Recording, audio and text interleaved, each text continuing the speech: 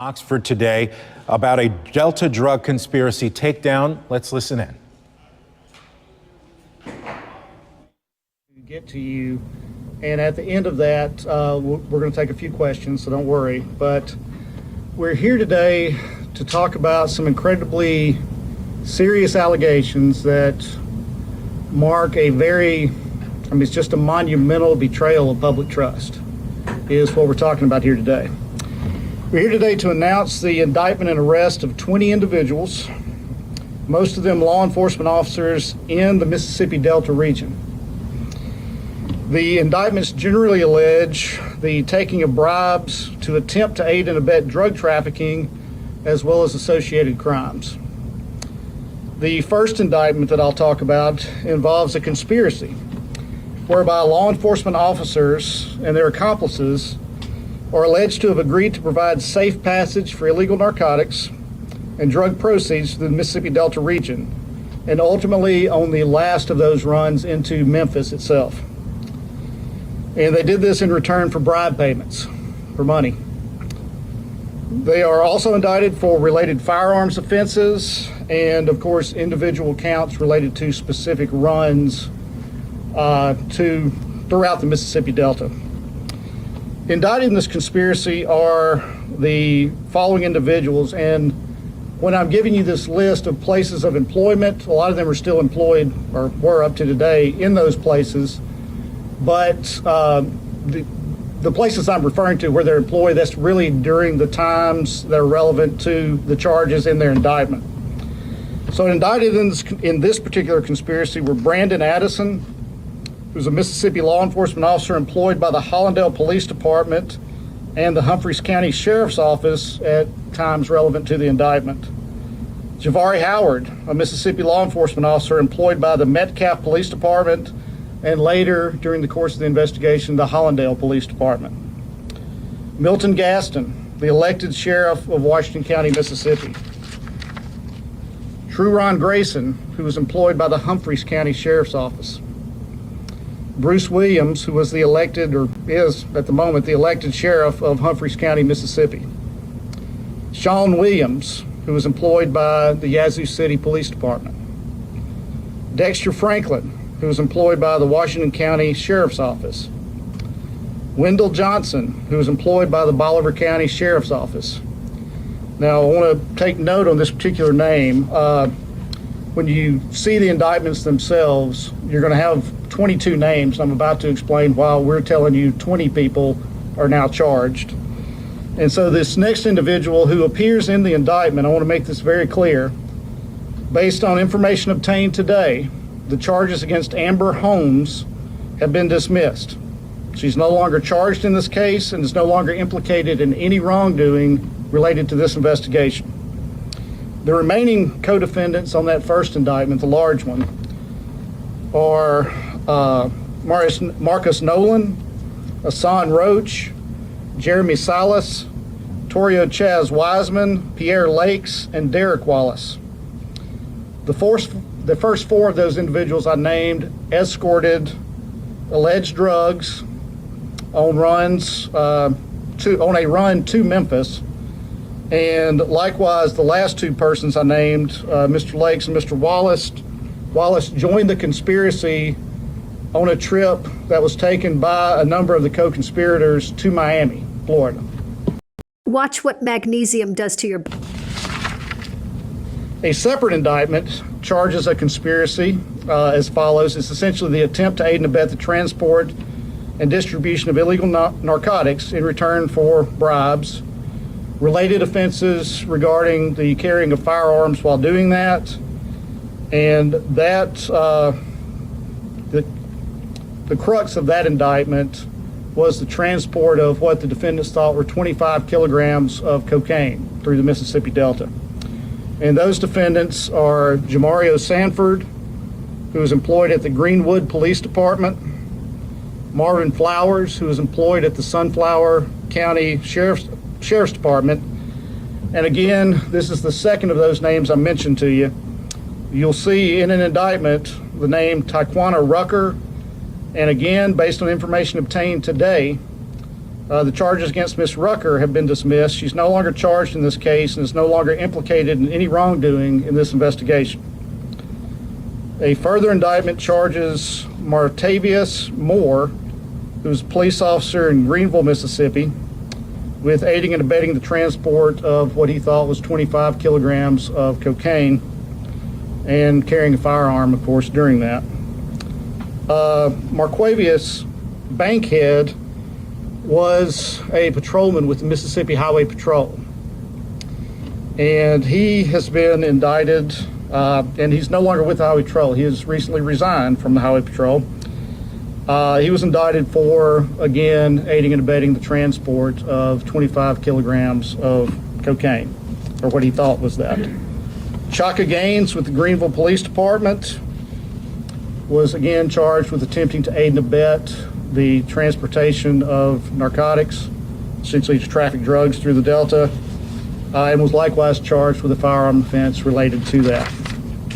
DeQuarian Smith with the Humphreys County Sheriff's Department and the Isola Police Department was likewise charged with conspiracy to aid and abet the possession, transportation, and distribution of illegal narcotics.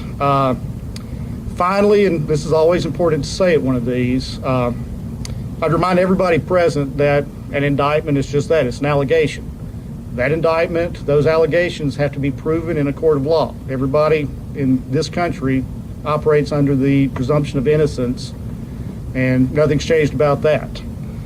That being said, there's an 18th century philosopher, writer, you name it, he did a lot, named Edmund Burke, and there's a quote that is often associated with him. And that is that the only thing necessary for evil to flourish is for good men to do nothing. And I am before you today profusely thanking the good men of the FBI, because they'll tell you a little bit more about the investigation itself, but this was a years-long investigation. This wasn't anything that happened overnight. They invested a lot of time, a lot of resources into conducting a very thorough investigation that continues today. And I cannot thank them enough. The work put in by Assistant United States Attorney Robert Mims has been phenomenal. And I just appreciate the fact that good men and good women are standing in that breach to try to restore confidence in our law enforcement agencies in Mississippi. And at this time, I'm very much honored to invite Deputy Director Andrew Bailey to make a few comments. Thank you, sir. Good afternoon, FBI Deputy Director Andrew Bailey. I am present here today to support the mission of the Federal Bureau of Investigation and to enhance the cooperation and coordination with our proud partners at the United States Attorney's Office. I want to emphasize that my presence is to underline the importance and the magnitude of this case. This operation and these indictments are a success, but they point to a troubling reality. We're talking about 14 current or former law enforcement officers, 6 co-conspirators who are alleged to have sold out the public, promoted crimes that they should have been investigating and stopped, and instead of working to stem the flow of dangerous controlled substances, the evidence will show they took bribes to facilitate the distribution of controlled substances. They betrayed the trust that the public placed in them, disgraced the badge, and undermined the hard work of good law enforcement officers across this state and across the region.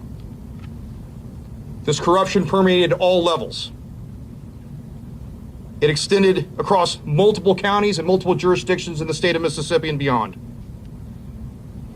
But the Department of Justice and its subcomponent, the FBI, will not allow the wrongdoing and wrongdoers to get away with it.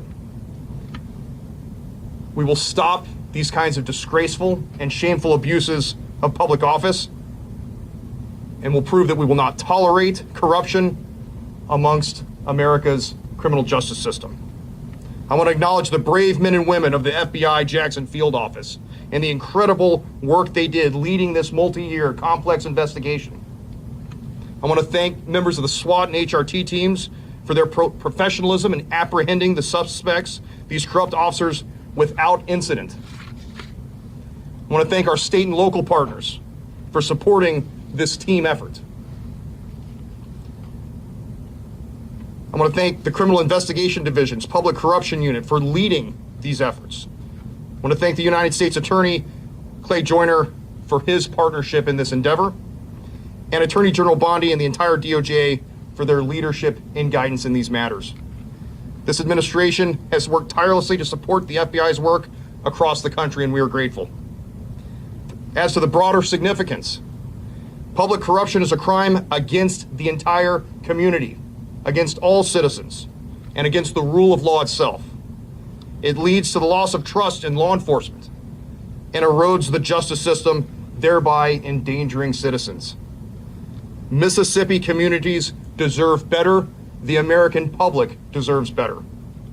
Let this be a lesson for those sworn to serve the public that if you're a good law enforcement officer, the FBI will always stand with you. But for those corrupt individuals who abuse their office, we will come for you and hold you accountable. To all Americans listening, the FBI will never stop protecting from these kinds of abuses of authority. Thank you for being here today, and I'd like to turn it over to the head of the Jackson Field Office, SAC Eichhoff. If you've got cayenne pepper, FBI here in Mississippi. FBI Jackson is proud to announce multi-year investigation that exemplifies the FBI's dedication to restoring the public's trust. As alleged in the indictments, this investigation began after FBI Jackson received information on allegations of systemic law enforcement corruption that crossed multiple counties in the Delta of Mississippi. These corrupt law enforcement officers provided protection to those whom they believed were drug traffickers in exchange for bribe payments. Each of the law enforcement officers arrested had taken an oath to protect and serve their respective communities, an oath that they violated. The positions of these arrested officers range from patrol officers up to police chiefs and sheriffs. This type of corruption strikes at the heart of community. It erodes public confidence and undermines the strength of law enforcement integrity. Earlier this month, the FBI responded to the mass killing in Leland, Mississippi. During many interviews, we learned of the community's distrust of select law enforcement officers due to the concerns of corruption. Law enforcement is only effective when the community they protect can trust that law enforcement officers are honestly serving the community's interests. Mississippians deserve and rightfully expect officers to obey their oath. The FBI is committed to working in partnership with the United States Attorney's Office to investigate officers who violate the oath, the law, and the public's trust.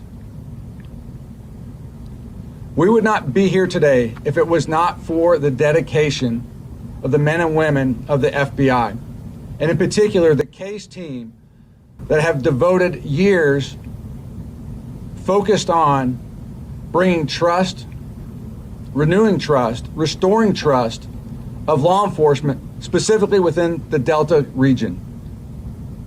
Their commitment is born out of our mission, which is to protect the American people and uphold the Constitution. We do our work with rigor, and we do it with a mindfulness of doing the right thing the right way. They did that. I want to thank the United States Attorney's Office, and specifically noting the Acting United States Attorney Clay Joyner and Robert Mims for the work that they have done over the years, working shoulder to shoulder with us on this investigation. And for the United States Marshal Service for their support in this extraordinary arrest operation today. I want to thank Deputy Director Bailey for his attendance. It goes to show the commitment at all levels of the FBI to ensure that we are holding to account all public officials, but especially law enforcement officers. There's a trust prescribed to those who wear a badge. We as a country have heard many instances of that trust being violated, and the FBI is committed to ensuring that we are holding people accountable to the law and to their oath, and earning and maintaining the public's trust. I want to thank the Public Corruption Unit at our headquarters. Without their support, without their enduring commitment to supporting us, we would not have been here today. To the Critical Incident Response Group, who houses our HRT, our Crisis Management Unit, and many other units that were needed to support an operation of this scale, this magnitude. And then the multiple field offices and their SWAT teams, their hostage negotiators, and their tactical operational specialists that helped us man this operation. So with your help, we'll continue to ensure the people who work in positions of public trust will serve the public and not themselves. I call on all American citizens that if you are aware of, if you're experiencing any instances of corruption, please report that to the FBI.